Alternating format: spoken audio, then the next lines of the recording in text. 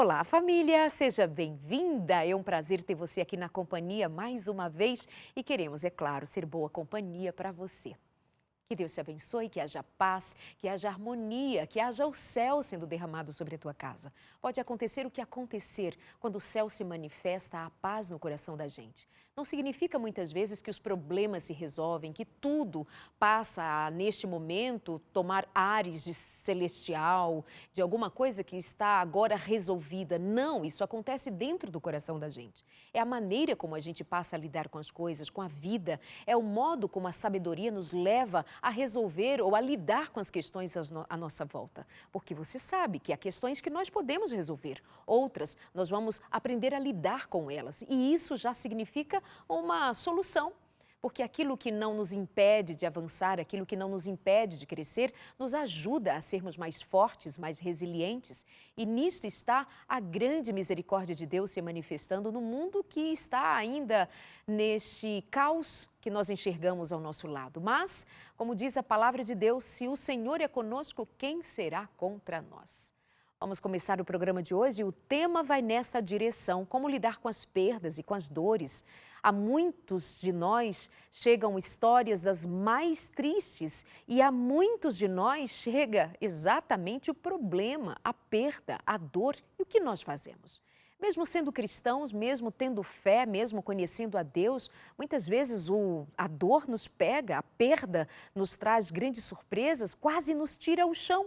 Como fazer, como lidar? Vamos ao programa de hoje? Seja bem-vindo a este papo. Converse com a gente nas nossas redes sociais. Nós estamos no Facebook, também no Instagram. Estamos ao vivo para você. E muito obrigada pelo seu carinho de toda a semana. Hoje, convidadas muito especiais. Você sabe que aqui no meu programa, no meu sofá, passam sempre pessoas muito queridas. E hoje também, e em dose dupla.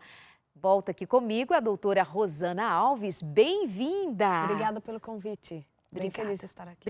Obrigada por estar aqui mais uma vez. Obrigada. Acabou de chegar de viagem. Sim. Estava na Espanha, está cansada, com sono, fuso horário, mas quem se importa? Ninguém. A gente quer ela aqui. Acompanhada da Eistila, cantora Eistila, amada, conhecida de muitos de nós, certamente. Músicas que já nos tocam há muito tempo, desde que ela é menina, claro, que ela canta. E hoje vem falar do seu livro, que está sendo lançado agora, está com cheirinho de novo aqui nas minhas mãos. E vem falar, sobretudo, de sua experiência com perdas e dores. Bem-vinda, Eistila. Obrigada, querida Darleide. É um prazer estar aqui com você, com a doutora Rosana. Pessoas que eu amo e já admiro há um bom tempo. Eistila não somente é cantora, mas também a consideramos pastora, ela da Assembleia de Deus, Vitória em Cristo. Vitória em Cristo, aqui em São Paulo, e é um prazer recebê-la. E com isso nós dizemos a todas as pessoas de outras denominações que nos assistem que aqui somos em Cristo irmãos. Amém. E que a graça de Deus seja conosco para aprendermos uns com os outros, compartilharmos uns com os outros a graça de Deus que é compartilhada do céu para cada um de nós. Eistila Santos, nada pode calar uma mulher de fé. Quando foi que você se descobriu uma mulher de fé? Desde que eu me entendo por gente, a minha mãe, que é a minha maior referência de mulher de fé, ela me ensinou esse caminho. Eu tive a alegria de nascer num lar cristão, onde meu pai já era evangelista, lá no interior do Nordeste, no Ceará, nos sertões, onde ele pregava. Eu nasci em Fortaleza. Mas com 4 anos de idade nós viemos para o Rio de Janeiro, fomos para o Rio de Janeiro, depois de um milagre que aconteceu na vida da minha mãe. Ela foi diagnosticada com muitas doenças incuráveis, que eu conto no meu primeiro livro, Uma História de Amor e Perseverança. E depois dessa superação, dessa cura, desse momento que nós vivemos ali em família, meu pai sentiu no coração uma direção do Espírito Santo para vir morar no Rio de Janeiro. E nós fomos criados ali, na música, na igreja, na escola bíblica dominical. Aos 15 anos eu já ingressei na música mesmo. E eu aprendi o que é ser uma pessoa de fé desde que eu me entendo por gente. Porque a fé sempre foi algo muito vivo dentro da minha família. Meu pai sempre foi aquele homem de oração que dizia, quando não tem jeito, é o Senhor quem resolve. Nosso Deus é um Deus de milagres. Então, para mim, era muito natural orar e esperar de Deus o milagre. Aquilo que não estava ao nosso alcance, aquilo que não estava no poder das nossas mãos, era com Deus. Então, foi muito natural crescer nesse ambiente de fé. E eu nunca mais parei de ser desafiada na minha fé. Tanto na minha vida como jovem, como adolescente, depois de casada. Tive alguns conflitos também que a fé me ajudou a superar, a minha fé em Deus, na pessoa do Senhor Jesus Cristo. E recentemente, então, nem se fala. Se não fosse a minha fé em Deus, eu não estaria aqui. Nós já vamos passar a este ponto de uma grande perda, a perda do seu filho, que o Brasil acompanhou e, enfim, chorou com você, sentiu com você a perda do seu filho. E outro dia, quando eu te encontrei, eu já tinha no meu coração o desejo de um dia te ouvir falar pessoalmente sobre o que Deus fez e faz na vida de alguém que crê e tem fé, mas que esta fé não nos impede de passar por problemas e vales e aflições, mas nos impede de nos desesperarmos, né? Rosana, qual é o significado da fé? Cientificamente falando, há um reconhecimento de que a fé contribui para a saúde mental, para a saúde como um todo. O que dizer da fé e da ciência? A fé, inegavelmente, a ciência tem comprovado que é uma ferramenta indispensável para a superação. Quando nós pegamos os principais autores, pesquisadores mundiais que falam sobre quais os comportamentos que levam uma pessoa a superar uma dificuldade, uma situação muito desafiadora, a fé é um dos itens para a superação. Porque nós sabemos que no nível neurológico, a fé ela traz, por exemplo, inclusive alívio à dor física mesmo. Ela tem um efeito analgésico sobre o nosso organismo. Ela ativa o lobo parietal, que nos faz trazer para a nossa vida um sentido de que nem tudo acaba por aqui, da forma que as coisas estão acontecendo. Ela ativa o altruísmo, o nosso centro do prazer. Então, a fé, ela é uma ferramenta indispensável para a qualidade de vida do indivíduo. E é tão interessante que estudos feitos tanto no Brasil quanto no exterior, estudos importantes da USP, inclusive, mostram que qualidade de vida e qualidade de vida, levando em consideração a saúde física e emocional, elas são muito mais evidentes. As pessoas com qualidade de vida, se elas tiverem fé, elas têm mais qualidade de vida ainda do que aquelas pessoas que não têm fé. Que tem uma religiosidade, que é até uma discussão que a gente teve assim, de termo, a religiosidade ainda é mais importante do que a espiritualidade, pensando em qualidade de vida e superação. Porque a espiritualidade simplesmente é acreditar num sentido para a vida, mas é a religiosidade que te traça um caminho para esse sentido da vida. Te traz alguns comportamentos, te aponta alguns comportamentos claros que devem ser seguidos para a felicidade, para essa melhor conexão com a divindade que as pessoas acreditam. Então, a fé ela é indispensável para que a superação dos nossos problemas seja feita da melhor maneira possível. Então, essa religiosidade, que você disse benéfica, ainda mais que ser espiritual, ser alguém que tenha fé tão somente, mas é a prática, da fé. É a prática da fé. Eu simplesmente dizer, por exemplo, eu acredito em Deus, mas isto não fizer com que eu entre num movimento de seguir aquilo que Ele aponta como algo bom para a minha vida, já que foi Ele que me criou, não é o suficiente. Então, a religiosidade significa a prática daquilo que eu digo que acredito. Então, isso ainda é mais importante do que dizer assim, sou espiritual, acredito que tem uma força maior, mas algo que eu coloco em prática. Então, mesmo dentro da ciência, nós vemos essa diferenciação. Então, a religiosidade, nesse aspecto, ela é muito importante, que é um termo que as pessoas confundem muito, né? Muito. Se tornou uma palavra muito negativa. Atualmente, a gente usa religiosidade como um termo negativo. Pessoas religiosas são pessoas que não praticam aquilo que elas pregam. Né? Tomou essa conotação. Eu estava conversando sobre isso com a Rosana, ela falou, é tão ruim quando o termo perde o seu verdadeiro sentido. Mas é bom a gente ter esse esclarecimento para as pessoas entenderem que a gente não está falando dessa religiosidade pejorativa. Não. Fanática, né? Que exclui. Isso também me incomoda e fico feliz de ouvir isso porque num dado momento nós permitimos com que religião fosse vista como coisa má. Mas em tudo na vida há a boa ciência, a má ciência, ou seja, o que seria o que é mal? Aquilo que não contribui, aquilo que em vez de me fazer melhor enquanto quem participa, quem frequenta, quem está numa religião, me faria pior. A minha religião me faz bem, então a minha religiosidade é saudável, é salutar. Então, obrigada mais uma vez por nos fazer pensar o que realmente é.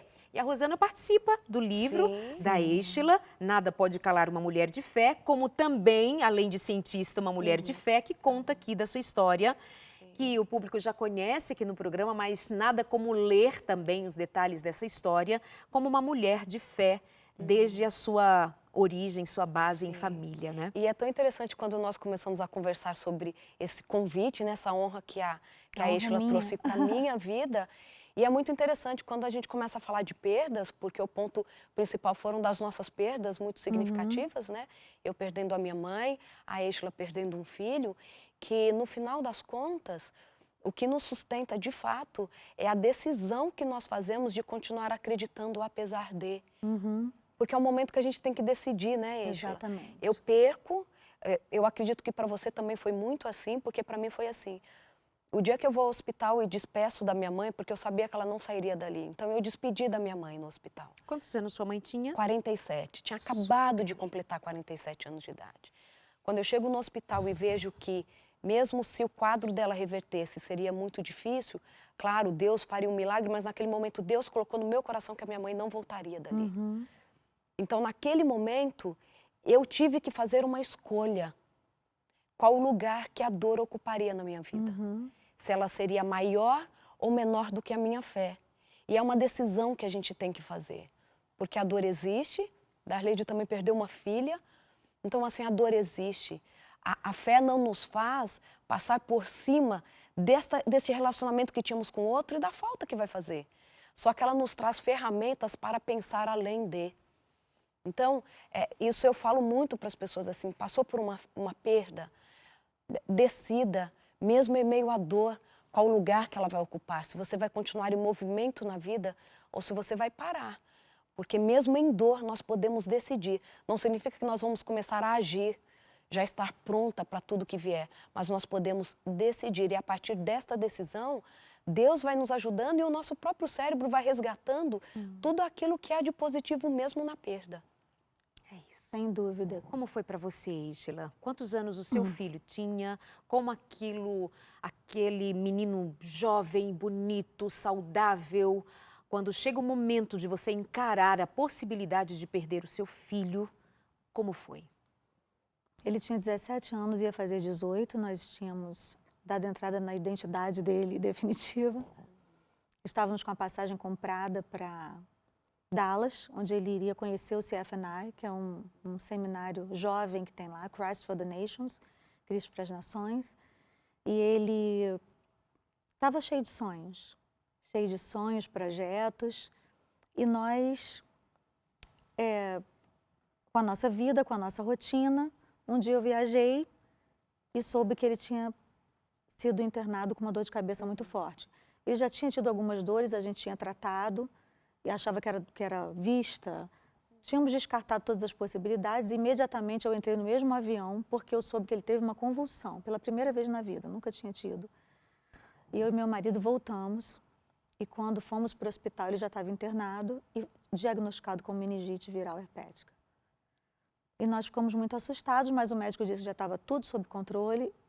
Chamamos outros neurologistas para confirmarem o diagnóstico e foi tudo muito feito com precaução, com cuidado. E imediatamente a igreja entrou em oração, porque mesmo já estando sob controle era meningite, então esse nome assusta. A igreja começou a orar e aí ele teve uma hemorragia no cérebro. E quando ele fez a cirurgia, ele entrou em coma. E aí a igreja inteira começou a orar mais ainda, mais intensamente ainda, e tomou uma proporção muito grande. Outros países entraram em oração. Eu nunca vi uma comoção tão grande em toda a minha vida. E eu realmente acreditei que Deus curaria o Mateus, porque quando eu vi toda a igreja do mundo mobilizada dessa forma, eu pensei comigo, Deus não faria isso para depois envergonhar o seu próprio nome? Foi essa a minha confusão mental na época. E eu cheguei a comentar isso com o meu pastor Silas Malafaia. Quando ele entrou, várias vezes ele foi nos visitar, e quando ele entrou e ele falou, vamos orar pelo Mateus, eu falei, pastor, Deus vai curar meu filho, né? Não é possível. Deus não permitiria que o nome dele fosse envergonhado dessa forma.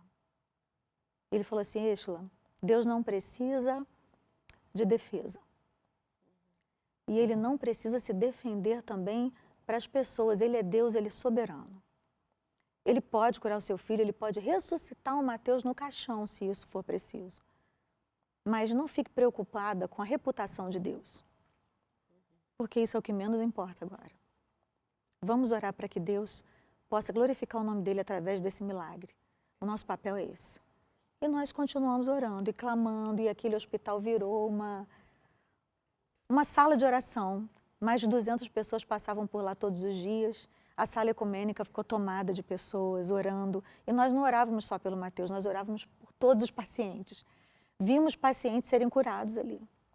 Nós vimos Deus agir, pessoas consoladas, pessoas que estavam afastadas da igreja, da presença do Senhor, do convívio com a congregação e também de Deus, voltaram ali. Foram muitos milagres que aconteceram. Mas houve um dado momento em que eu estava ali a sós com Deus, foi 2 dias antes, todos os dias nós revezávamos, eu ia em casa, meus fusos horários todos trocados, eu ia em casa somente para ter algumas horas de sono e voltar para ficar ao lado do meu filho, porque eu esperava a qualquer momento que ele voltasse. E quando eu cheguei no hospital, eu orei com meu rosto no pó ali, chorei muito, louvores tocando 24 horas por dia naquele quarto de CTI. Os enfermeiros já entravam chorando, saíam chorando, orando. Era um ambiente de glória mesmo, gente. Não dá para descrever. A gente tinha muita certeza que Deus ia fazer esse milagre. E ficamos por 7 dias nessa situação, até que o Espírito Santo falou no meu coração que o milagre era eu. E eu perguntei a Deus, Senhor, como assim? É mais fácil o Senhor ressuscitar o meu filho do que a mim. Porque uma mãe não nasceu para enterrar um filho. Então, leva eu. Você não precisa levar meu filho. Aquelas trocas absurdas que a gente quer fazer, como se a gente pudesse reger o universo, como se a gente estivesse no controle. E Deus falou no meu coração nitidamente naquela hora, dessa vez o milagre é você. Não é questão de ser mais fácil ou mais difícil, a questão é o que eu quero, é o que eu decido e nem sempre eu explico, mas eu vou te consolar. E eu senti muito a presença de Deus ali. O Espírito Santo tomou conta daquele lugar. E aquele momento foi o meu momento de entrega, mas eu não falei nada. Fiquei calada, em silêncio, não fiquei declarando para ninguém aquilo que o Espírito Santo tinha colocado no meu coração. Nós continuamos orando e depois tivemos o diagnóstico de morte cerebral. Mesmo assim, eu continuei orando por ressurreição. Mesmo assim, eu continuei clamando. E foram dias de muita lágrima, muito choro, muito clamor, mas muito abraço, muita unidade. Muita concordância, pessoas de outras religiões chegaram e disseram, nós estamos fazendo correntes de oração pelo Mateus. Eu sou muito grata a Deus por isso, por essas vidas, por esses abraços.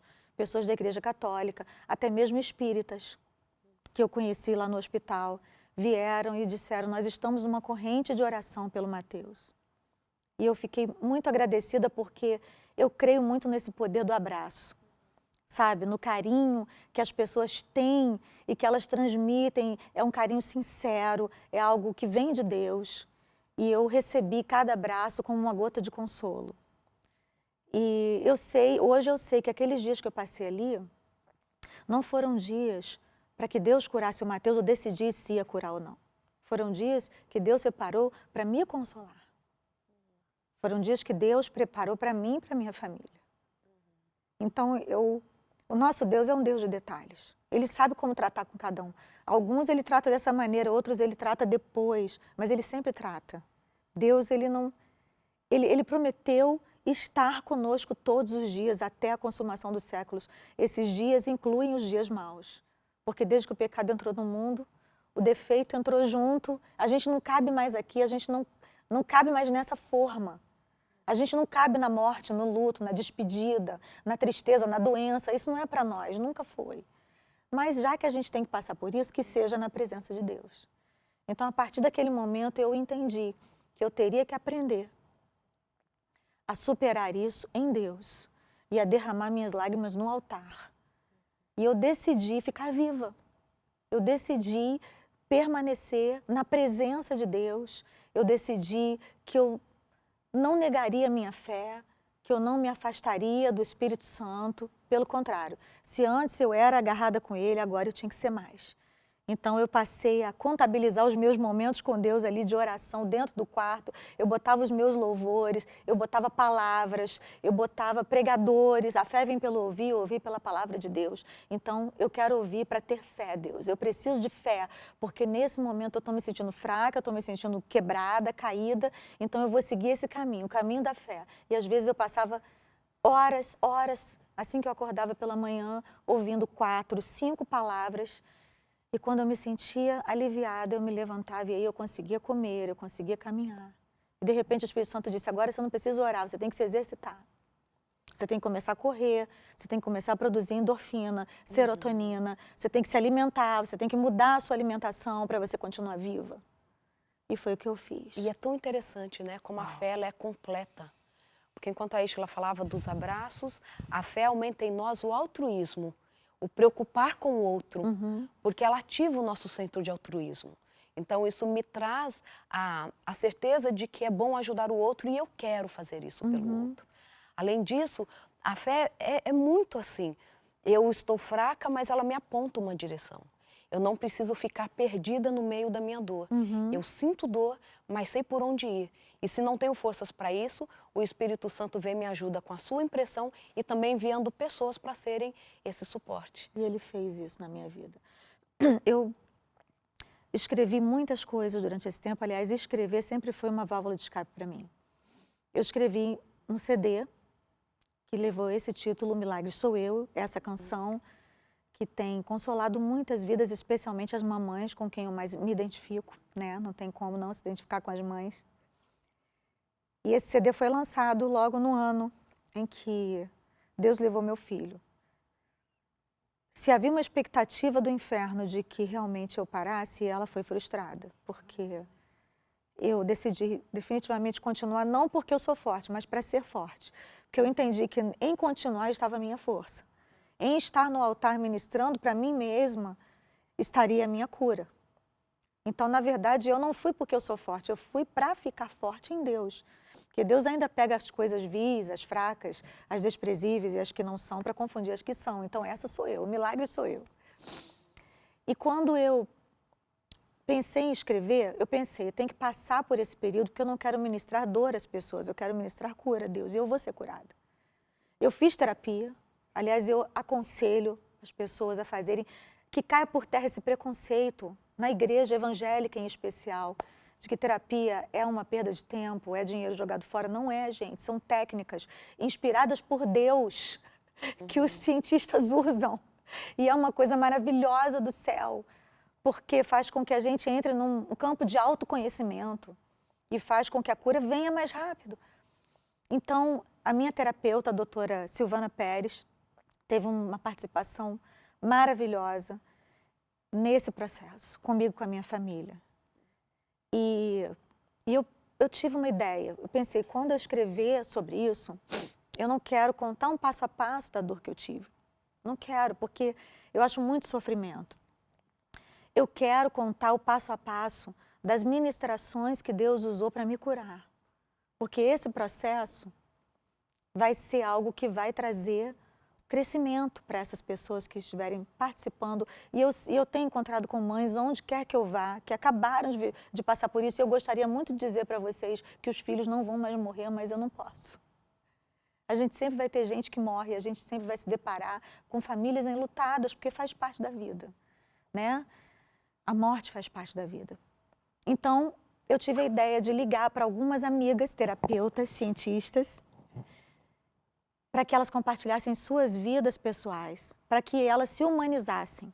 Porque eu ouço muitas pessoas dizerem assim, Darleide e Rosana, eu vou ficar de frente para uma pessoa que eu não conheço, que não tem empatia pela minha dor, que não está interessado no que eu estou vivendo, só no meu dinheiro, que está ali só pelo meu dinheiro.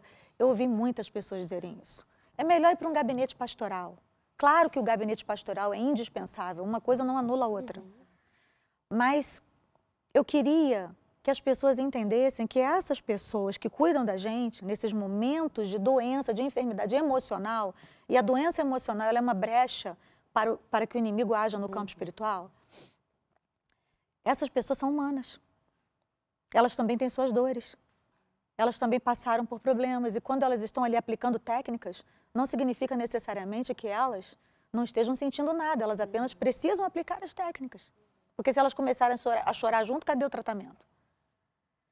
Então eu pedi, Deus me deu essa direção, que essas pessoas compartilhassem também os seus testemunhos pessoais. E eu tive a alegria, né, de receber um sim da doutora Rosana, da minha própria terapeuta e de várias outras pessoas que eu respeito, que eu amo muito, e de outras que não são terapeutas, mas passaram por superação. E a doutora Rosana ainda deu uma grande contribuição científica, que está no último capítulo do livro, você vai ter que ler até o final para você poder descobrir, sobre a participação da fé e da religiosidade no nosso processo de superação e cura, e o que a ciência diz sobre isso. Então é tão maravilhoso você ver que tudo que a ciência diz está na Bíblia. E foi Deus quem criou a ciência, Deus é o cientista maior, né? Ele é quem dá inspiração, e a Bíblia diz que nos últimos tempos nós teríamos esse privilégio da ciência aumentar, da ciência ser acrescentada. Então, nós estamos vivendo isso, estamos felizes. Ou seja, você se utilizou das ferramentas disponíveis e abençoadas, abençoadoras, para passar pelo seu momento de perda e de Sem dor. dúvida, sem dúvida. Muitas pessoas já dizendo para nós da emoção e da gratidão de nos estar ouvindo, como a Érica, que às 13 horas, lá em Lisboa, ela põe as filhas para dormir, mas às terças-feiras ela escolhe não dormir com as filhas depois do almoço para assistir o consultório.